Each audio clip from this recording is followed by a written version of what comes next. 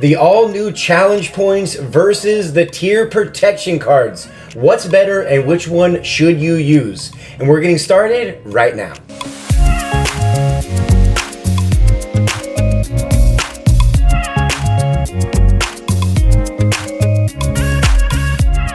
What's going on, guys? This is Riggs, and thank you so much for tuning in to the very next PUBG mobile video.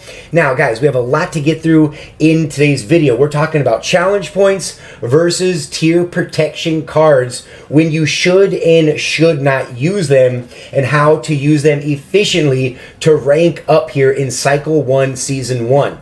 Now, understand that without a doubt, the biggest, or I should say one of the biggest updates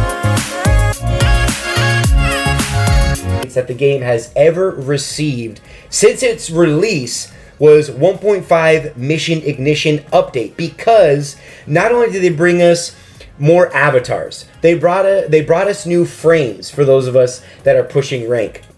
They brought in an entire new tier protection system, which is the challenge point system, which again we're going to go ahead and break down. But yeah, it has never been a better time in this game than to push rank than here in Cycle 1, Season 1. And who knows what the future holds, but I'm very, very, very excited about it. That Tencent has kind of not only listened, but they've even responded to the ranking community, not only with, getting rid of hackers, or doing a better job at getting rid of hackers, but making it easier and making it more fun for those of us ranking up. It's a really cool space that we're in right now in the game. However, let's go ahead and get back into it. So with the 1.5 Mission Ignition Update, is they went ahead and added in an entire brand new system, which is the challenge point system. So in case you guys missed the video, I'll go ahead and right now I'll go ahead and pin that video up in the upper right hand corner. Make sure you guys check that video out after watching this one, because I give an in-depth breakdown on exactly how the challenge point works. But just to kind of give you a recap, the way you get challenge points is simply by playing the game. You play the game. As long as you would have gotten a net gain after that match, you'll get a net gain in challenge points. You can go ahead, it's very simple. It's basically by doing what you should be doing anyway, as long as you're not, blowing up your teammates, going AFK, you're not doing anything malicious in the game, you will go ahead and get bonus challenge points, which go ahead and get added. Now, what are challenge points? They're a 100% free-to-play way to go ahead and have built-in tier protection.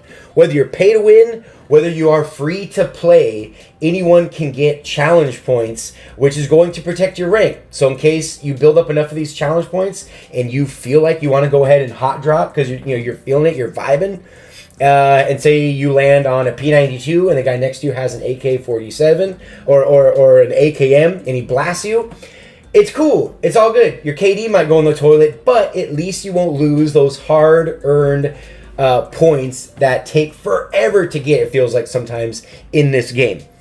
So that's how the challenge points work. There is a little threshold. It's different for everyone. You just have to click on the little Cycle 1 Season 1 tab when you're on the main in the main lobby or in the main interface, and you can see as long as you've passed that threshold, you will go ahead. It's automatically activated for your challenge points. So you have that. There is a way to deactivate the challenge points, though, and use the tier protection card. All right, now there are currently two different ways, as of right now, to pick up tier protection cards. And again, that's what's so cool about this game, again, is it is not pay to win in terms of ranking, because anyone can get tier protection cards. You can't just, buy them up with UC. I mean, how unfair would that be? That would be a true definition of pay to win or pay to play in PUBG Mobile. Luckily, that's not the case. So, as long as you're leveling up your Royal Pass across that free bar, you can get 2 tier protection cards. That is amazing. So you can pick up 2 that way. Now, once you hit Crown 5, I imagine the majority of you watching this video are interested or at least trying to rank grind this season. So anyway, once you hit Crown 5, you get 3.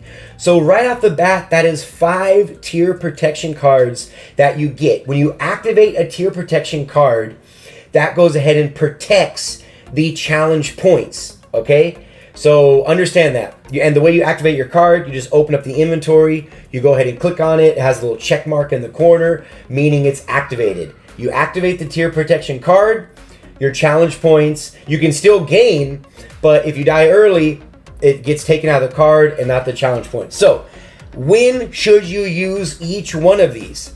Now, challenge points are already built into the game, okay? So, when you first reach a new tier, okay, for example, for me recording this video, I just hit Crown 4. I'm at 3,804 points. So built into my tier and anyone's tier, when you get to a new tier, you already have tier protection basically built in. Yeah, I can lose points, but I won't lose a tier. The most points I could lose right now if I hot drop in Pachinki and I pick up a crossbow and the guy next to me, you know, picks up an M249 and I die, I'll only lose 4 points. So never, ever, ever, ever activate a tier protection card when you first get to a new rank. You don't ever want to do that because it's already built in, and it's a lot easier to make up 4 points, for example, than it is to make up 40. So, you know, understand that. Again, tier protection, just to reiterate, tier protection cards, do not activate them when you first get into a new tier. You already more or less have built-in tier protection. What I do, the method I use specifically is when I get 50 points in to whatever tier I'm in. For example, once I'm Crown 4 and I'm at 3,850 points, meaning I'm halfway to Crown 3. That is when I'll go ahead and activate the tier protection card. However, what I do is I only activate it one time. Well, I take it back. I'll keep it activated, but I'll only burn one tier protection card. Because understand, when you have a tier protection card, as long as you're still netting points, it's more of a safety net. As long as you're still getting a net gain in your games, that tier protection card never gets minused out of your inventory. A lot of people don't know this. The last thing I want to do is burn all 5 of my cards in Crown 4. I want to use one card per tier and only activate that card once I'm 50 points in. Remember, rank grinding, eventually it's more mental than anything else. So one card for Crown 3, one card for Crown 2, and if I end up not having to use any of them, what I'll do is when I'm Crown 1, that's when you want to utilize the cards the most. Why? And hopefully you have enough to make it into Crown 1. You haven't had to burn them up. Is because Crown 1, that's like the home stretch, right? Until you get to Ace. And once you hit Ace, that's when you can't use tier protection cards anyway. It's only for Crown, Crown or below. Crown 1 or below. So that's kind of how I go about it. 50 points in, I won't activate it.